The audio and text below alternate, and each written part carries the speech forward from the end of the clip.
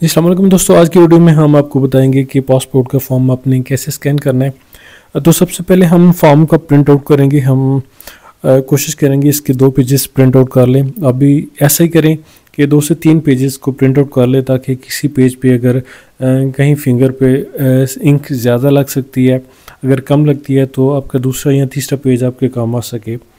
तो हम print out करने के बाद अब अपने स्कैनर को ओपन करेंगे।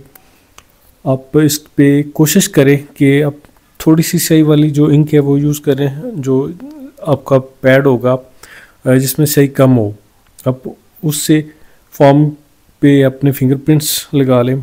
तो स्कैनिंग पे आपने पीडीएफ में नहीं स्कैन करना होता, इसको जेपीजी में आपने स्कैन करना है।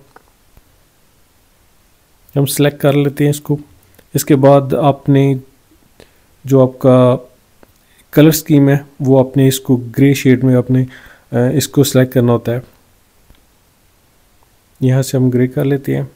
ये हर प्रिंटर की अपनी अपनी हर स्कैनर की अपनी सेटिंग होती है। तो इसको A4 साइज़ में आपने स्कैन करना है। मोर में हम जाएंगे सेटिंग में। यहाँ आप नीचे देखेंगे सेकंड, उस पर रेजोल्यूशन सामने शो हो रहा है 300। तो हम इसको 300 से 600 जो DPI है वो सिलेक्ट करेंगे। अगर आप फॉर्म पे देखें तो उसकी जो नाजरा की रिक्वायरमेंट है वो यही होती है कि आपने इसको 600 DPI में स्कैन करना है, जो इसकी रेजोल्यूशन होती है। और ग्रे स्केल में आपने स्कैन करना होता है, कलर में नहीं करना होता, ना ही आपने ब्लैक एंड वाइट में करना होता है। ये आपके पास अगर प्रिंटर और स्कैनर अवेलेबल हैं फिर तो आपके लिए इजी है। अगर आपके पास नहीं है तो आप किसी भी प्रिंटिंग शॉप से जाके प्रिंट आउट करवा सकते हैं। उसके बाद उसी शॉप से आप इसको स्कैन भी करवा सकते हैं। और स्कैन का तरीकाकार मोस्टली अफराद को पता होता है कि इसकी 600 DPI में स्कैन कैसे करनी होती है। लेकिन कुछ भाई ऐसे हैं जो इसके बावजूद या तो PDF में सेंड कर देते हैं, लेकिन PDF में जो नादरा का सॉफ्टवेयर है वो आपकी फ़ाइल को एक्सेप्ट नहीं करता। तो हम इसको स्कैन कर रहे हैं। इस पे जो इसकी जो रेजोल्यूशन है वो टाइम काफ़ी लगाती है स्कैनिंग के दौरान, क्योंकि ये हाई रेजोल्यूशन में आता है। तो हम इसका वेट करेंगे, उसके बाद आपको बताएंगे कि इसके जो पिक्सल हैं वो आपको आपकी तस्वीर में कैसे नज़र आएंगे। अभी टाइम काफ़ी लिए लगाएगा,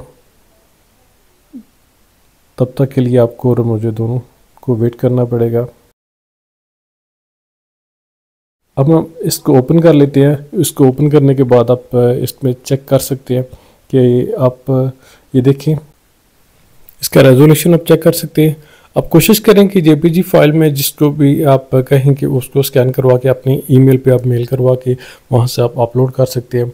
इसकी लाइनें आप बिल्कुल क्लियर होनी चाहिए, जिस तरह इंडेक्स की आ रही है ऐसे नहीं होने चाहिए। उम्मीद करता हूँ आज की वीडियो भी आपको पसंद आएगी। अगली वीडियो में दोबारा मिलेंगे, तब तक के लिए अल्लाह हाफ़िज़।